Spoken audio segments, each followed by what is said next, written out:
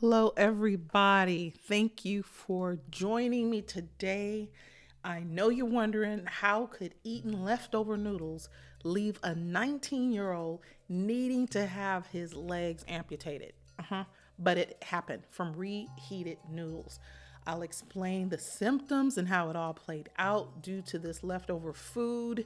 We got some crazy terms here. But what doctors discovered after they ran blood tests was that the contributing factor to this storm of symptoms the student experienced was the result of a bacterial infection from the leftover noodles. And he had neisseria, meningititis. Crazy. And his lower legs and fingers had to be amputated so that it did not become fatal. So all this was to save his life. Now, this story caught my attention because I always remember my sister telling me not to eat rice that was left out too long. Because I thought, white rice was okay. I knew eggs and fish, cheese, don't mess with that.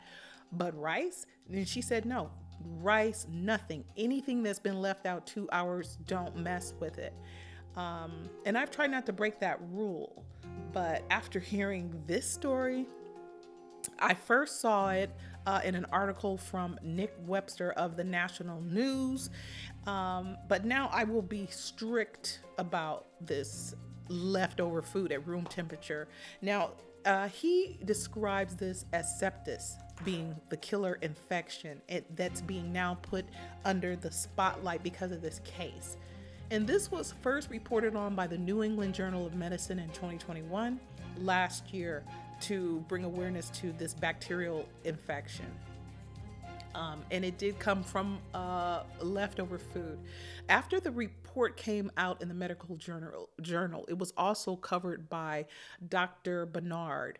And he discussed this on his YouTube channel. And he tells the story by saying he's not intending to scare people about leftovers because he himself eats leftovers every night. And he doesn't intend to stop.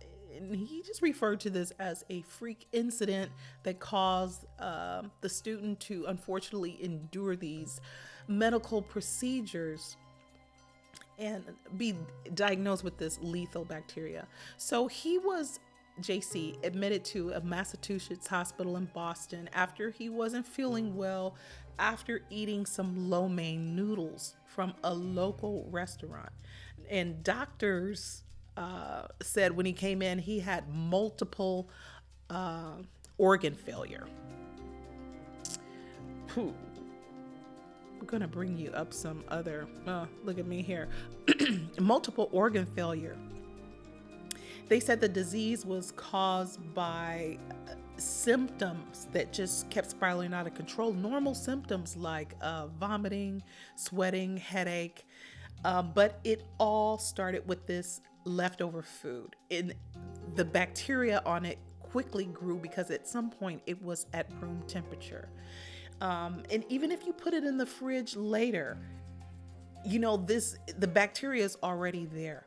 And I want you to guys let me know if you are interested in hearing these kind of informative stories, because I just thought it was important. So let me know if you want to continue to hear these kind of things, because it only makes sense if you want to hear them. So this unfortunate incident led to a succession of just symptoms that just really got out of control. Now, after JC ate the food, he said he immediately felt unwell in his stomach. It got painful, and it developed all the way to purple rashes breaking out, and that's what led him to the emergency ward. Even when he was traveling to the hospital, he couldn't even move his neck because of this stiffness.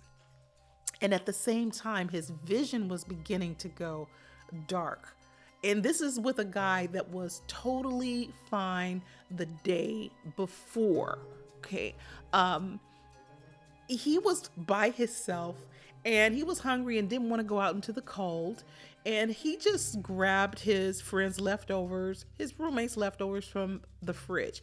His friend had just brought it home the night before. So it was just the following day, basically half a day, some hours after the food was brought home. And JC felt his stomach shake. He felt convulsions. He thought it was gas, but nothing was coming out, no air. And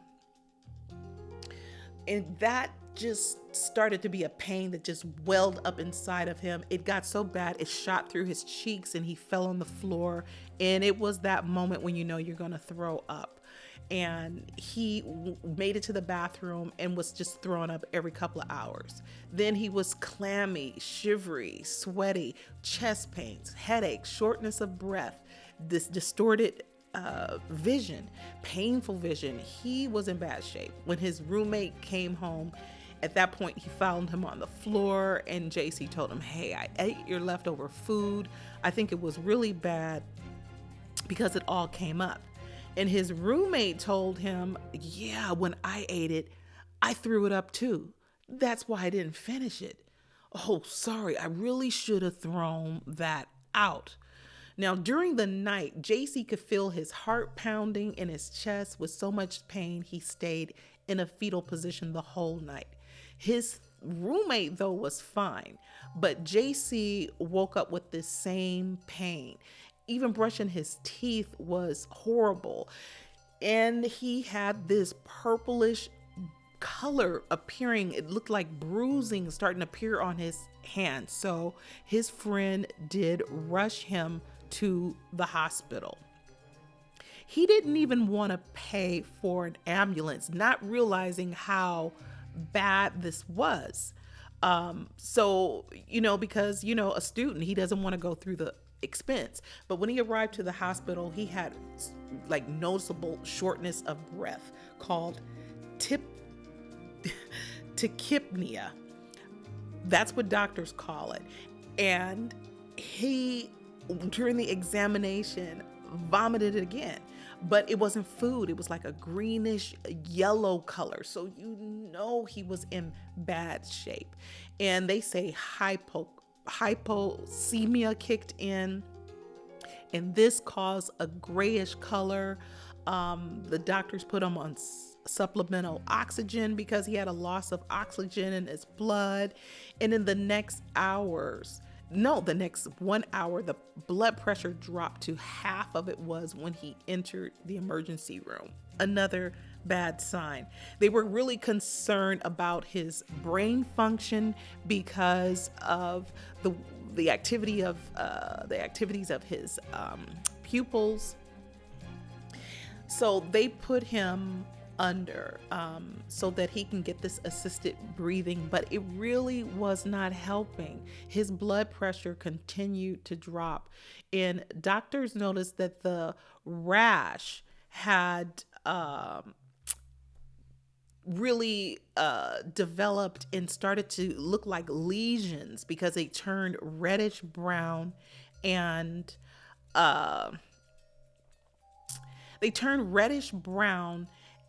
they just were throughout his body. So, oh my goodness, this kid was really, really, in bad shape.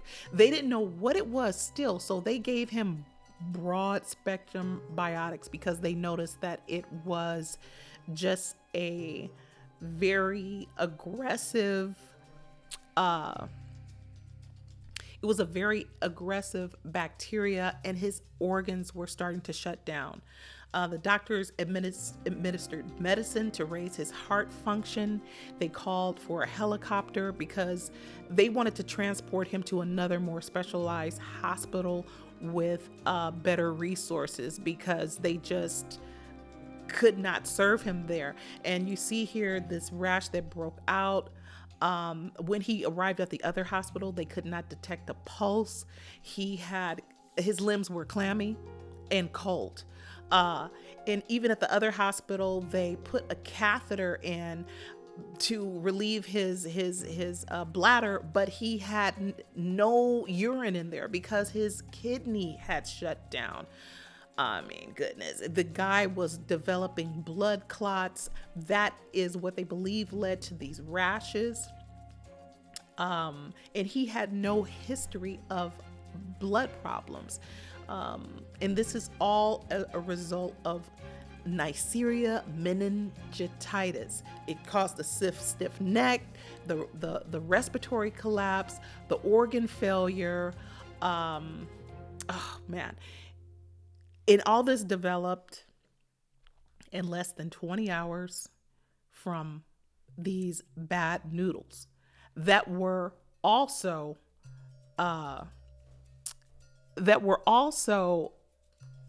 they were bad noodles anyway. They were bad as in old. Okay. So this is why by the time they got the noodles, they were already old. Even when he brought them home as leftovers, that's why the friend threw them up. Okay, so I should take this picture away because it is enough. I think the point, the point is made. But let me pull something else up. Let's do that. They say that he should have been administered a booster shot of a vaccine that should have kept this from happening. His friend, his roommate had the booster shot, but get this, they said that booster shot should have been administered in high school. I did not have any kind of vaccine in high school that I remember. And they said the first one he got was in middle school. So I don't know if this was a special recommendation, but the doctor said that they recommend that you get this vaccine before you go to college. But the fact is that these partial vaccines, missing them, the doctor says this is what led to this perfect storm. And the doctor does a very in-depth explanation of what transpired. Of course, better than me. I just wanted to say some of these terms because they're all related to kind of like the meningitis family, even though it's not meningitis. But it is a terrible outcome. But the biggest takeaway is that you shouldn't be eating food that's been left out at room temperature for more than 2 hours. It's dangerous.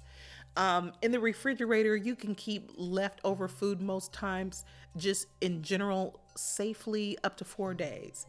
But leaving it out at room temperature and reheating it again, it's bad news. I want to thank you so much for listening. Please comment below. Let me know what you think. Research the story. Find out all those Greek and Latin terms. It's kind of crazy. Neisseria meningititis. Okay, it's wild. Take care of yourselves and let me know what you think. Drop a comment. Peace.